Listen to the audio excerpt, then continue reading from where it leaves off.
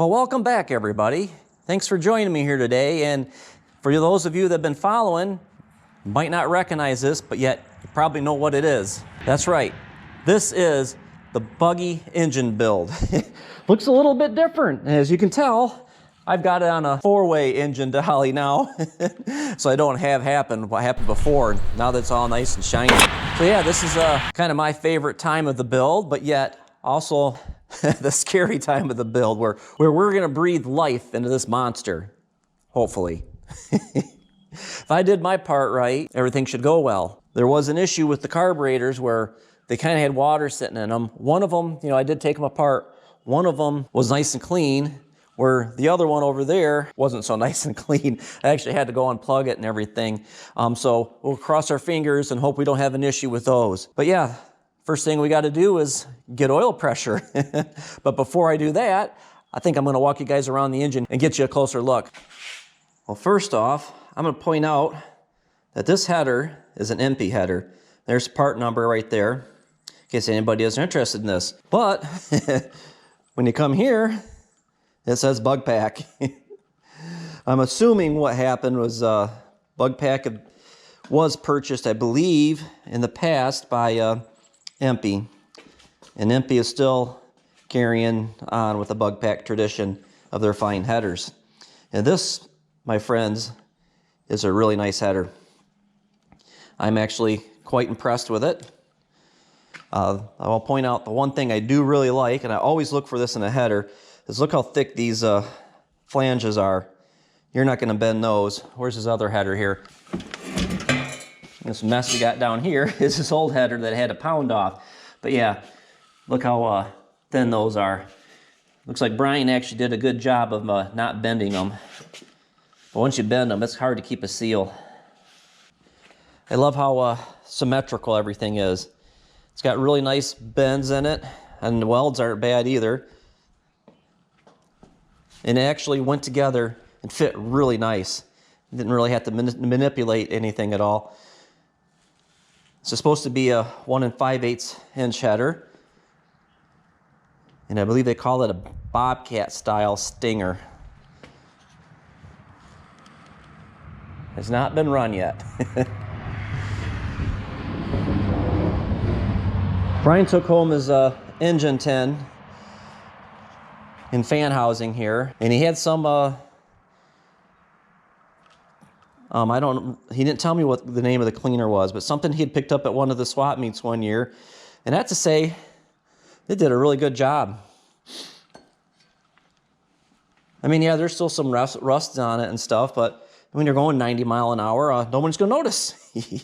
Yep, I'm gonna set you guys right there, because I gotta get oil pressure. Yeah, so keep an eye on the gauge here for me, and let me know if you see anything. Now, I have been cranking this around. Let's plug in the battery charger here.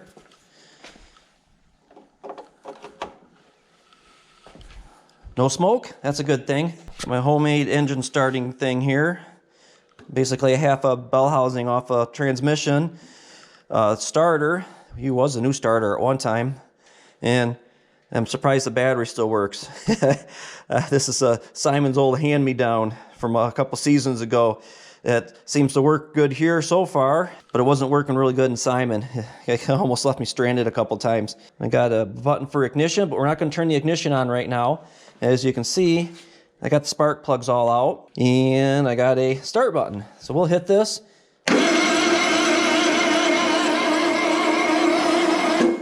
Nothing yet.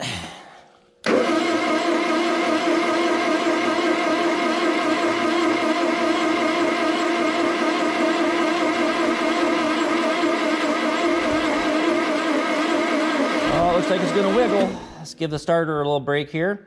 We'll turn her up to 6 amp instead of 2 amp.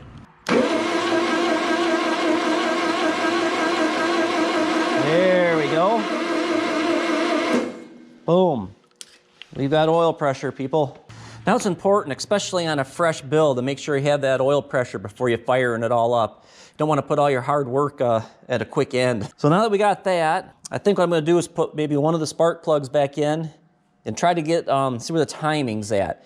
I'm not, and to make sure we have ignition, I'm not really sure. I should have probably did a little studying first, but he's got a CompuFire ignition in here by Pentronics. I believe that's who makes those.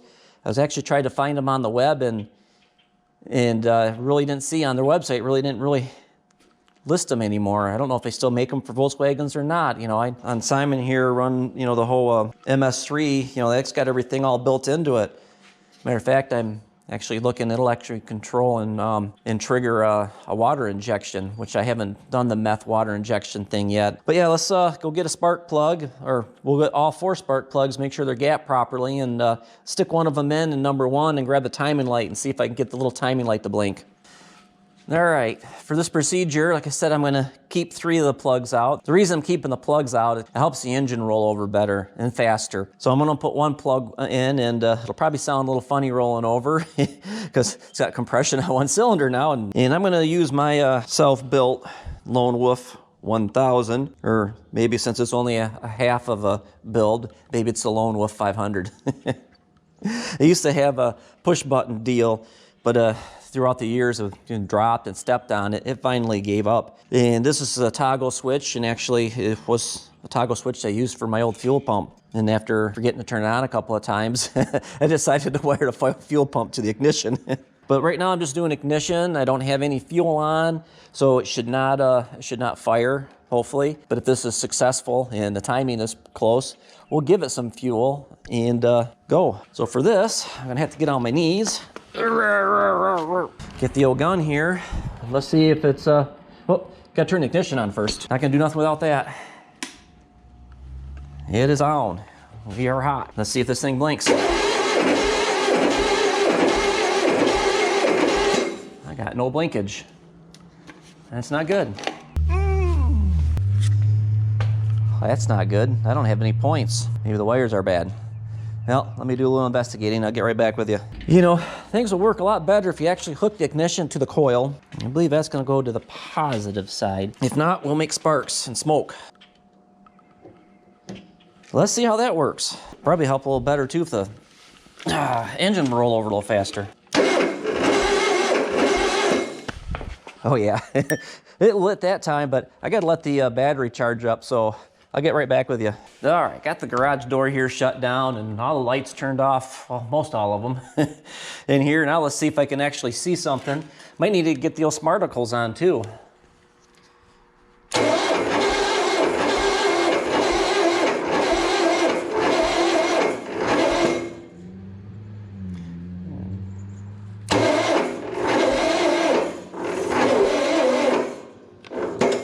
Well, if that stopped in the right spot when it flashed, we're like 50 degrees advanced. So I gotta back the old distributor up here and let the battery recharge. Well, I've got that relatively close. I think close enough to where we'll see if it'll fire, and if it barks at us, we'll just have to move it. But next step is to actually see if we got fuel pressure. And this will be a little bit easier because I'm gonna be using an electronic fuel pump on this. So all I gotta do is just kind of go hose in the gas can and then hit the switch and see if we get some fuel flow, and then see if they get up to the carbs here. Since it's got an open gas can and maybe making sparks, I'm gonna have a fire extinguisher handy. All right, let's put this on and see if it'll stay running. Oop, here, let's see if the carbs are gonna overflow. Actually got some pressure.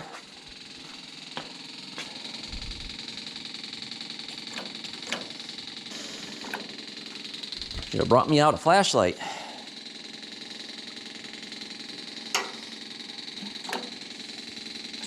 Oh, jets are working. Now we got the engine flooded. Doesn't look like anything's leaking. Take another look down the holes here.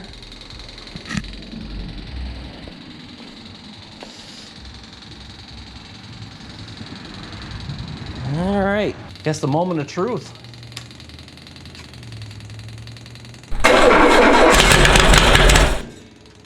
Hey, we got some noise.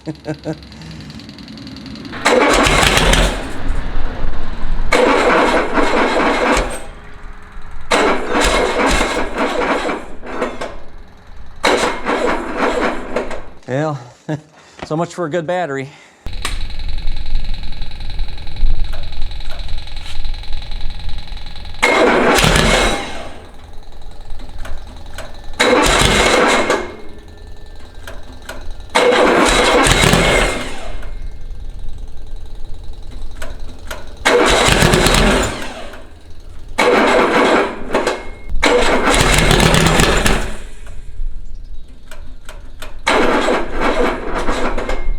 Wants to run, but don't know what's going on. Maybe the timing's still a little off. Maybe the carbs aren't giving any fuel. Three things you kind of need: air, fuel, and fire.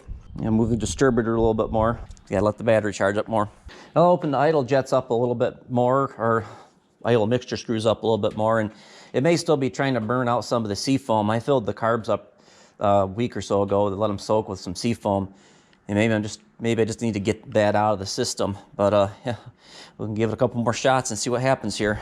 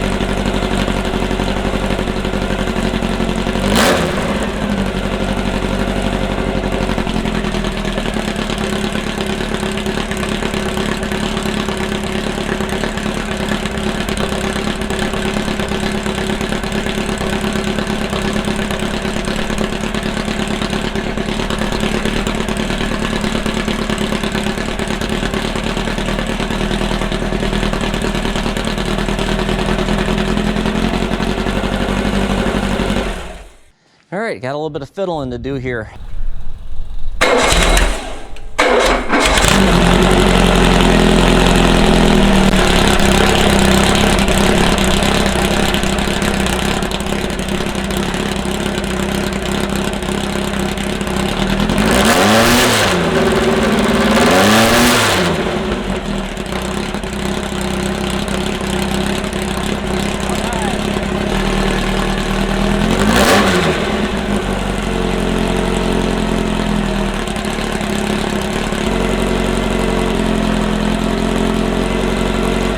Don't lean on it, it's hot. Yeah, enjoy another successful engine build.